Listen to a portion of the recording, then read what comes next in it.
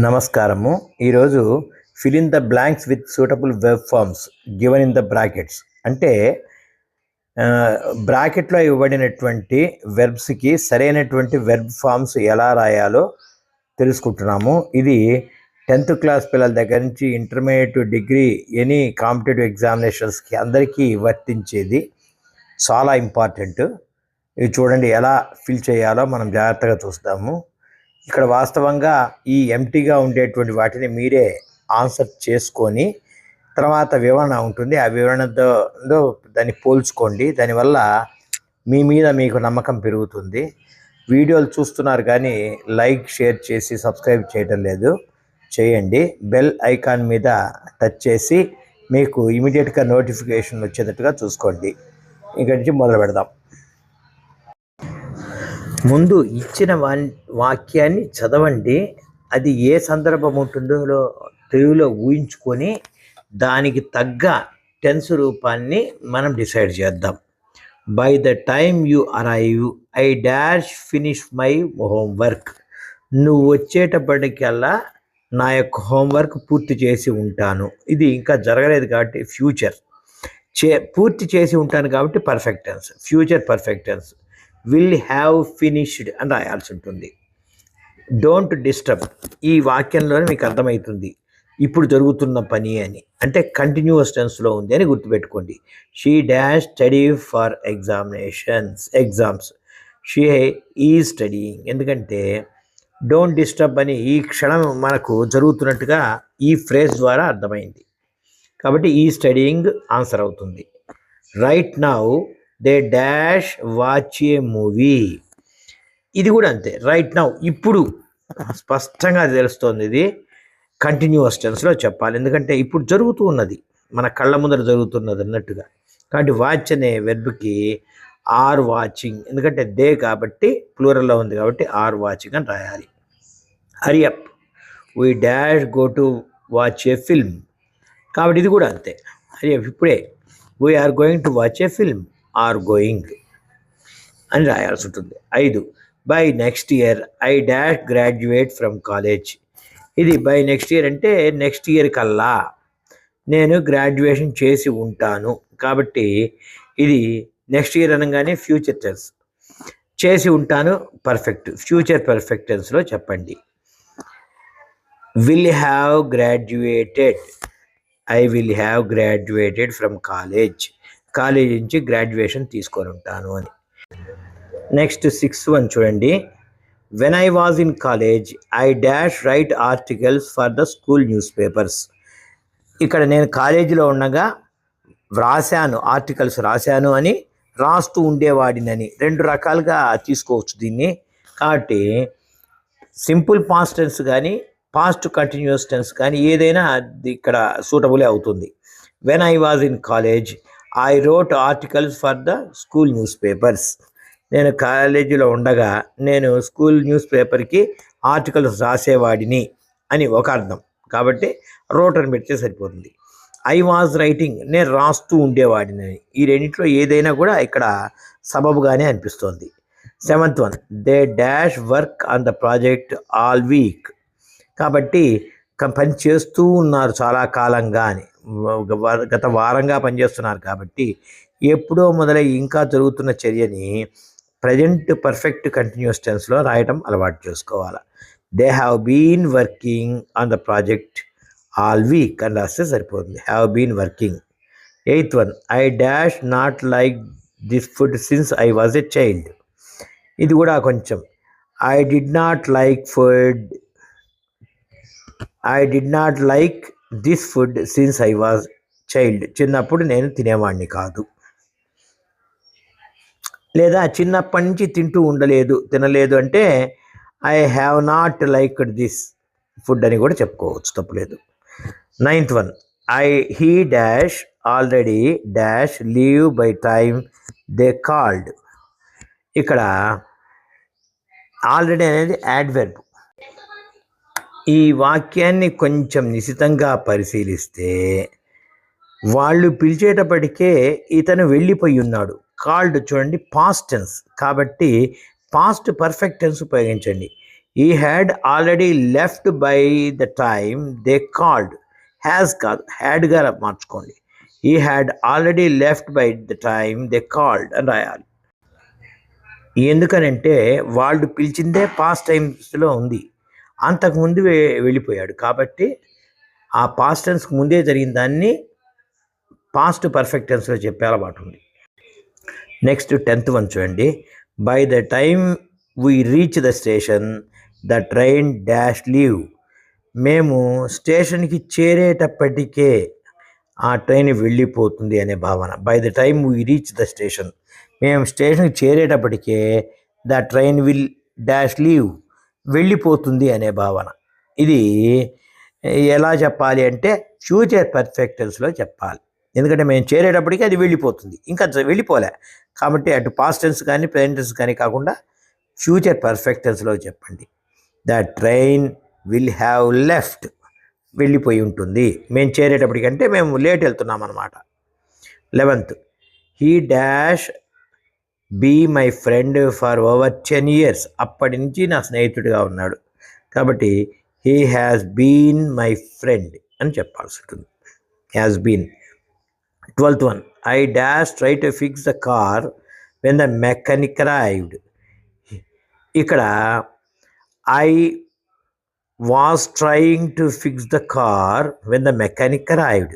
Mechanic వచ్చేటప్పటికి నేను రిపేర్కు ప్రయత్నం చేస్తూ ఉన్నాను అనే అర్థంతో వాడాము ఇక్కడ. Next 13th one, they dash build the bridge in 2020. 2020 అంటే అయిపోయింది కాబట్టి బిల్డ్కు పాస్ట్ టెన్స్ సింపుల్ పాస్ట్ టెన్స్లో రాసేయండి. Built, BUILT, built. They built the bridge in 2020. 14th one, she dash wait for me for over an hour now. అంటే ఇప్పటికి గంట నుంచి వెయిట్ చేస్తున్నది. కాబట్టి ఎప్పుడో మొదలై ఇప్పటిదాకా జరుగుతున్న చర్యల్ని ప్రజెంట్ పర్ఫెక్ట్ కంటిన్యూస్ టెన్స్లో చెప్తాం. She has been waiting for me, has been waiting అని రాయాల్సి ఉంటుంది. At this time tomorrow I dash fly to New York. రేపు ఇదే సమయానికి న్యూయార్క్ వెళ్తూ ఉంటాను అని అర్థం.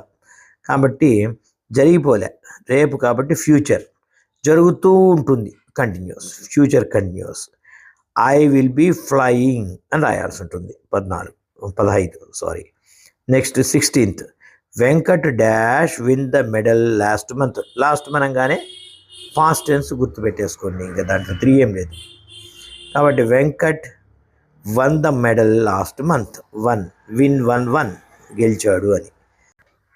Next 17th, I dash eat dinner when you called last night. చూడండి, లాస్ట్ నైట్ అంటే నిన్నటి రాత్రి, అక్కడ పాస్ట్ టెన్స్ సూచన ఉంది. కాల్డ్ ఇది కూడా పాస్ట్ టెన్స్, కాబట్టి ఖచ్చితంగా ఇది పాస్ట్ టెన్స్కు సంబంధించింది. కాబట్టి నువ్వు నిన్న పిలిచేటప్పటికి నేను తింటూ ఉన్నాను. పిలవడం అనేది క్షణం జరిగే పని, తింటూ ఉండేది ఎక్కువసేపు జరిగేది. కాబట్టి కంటిన్యూస్ టెన్స్లో చెప్పండి, past continuous. Was eating dinner అని చెప్పాల్సి ఉంటుంది. 18th one, she dash call me as soon as she finished the meeting. She dash call me as soon as she finishes the meeting. మీటింగ్కి అయిపోయిన వెంటనే నన్ను పిలుస్తుంది. ఇంకా ఇది జరగలే, ఫ్యూచర్కి సంబంధించింది. షీ విల్ కాల్ మీ అంతే.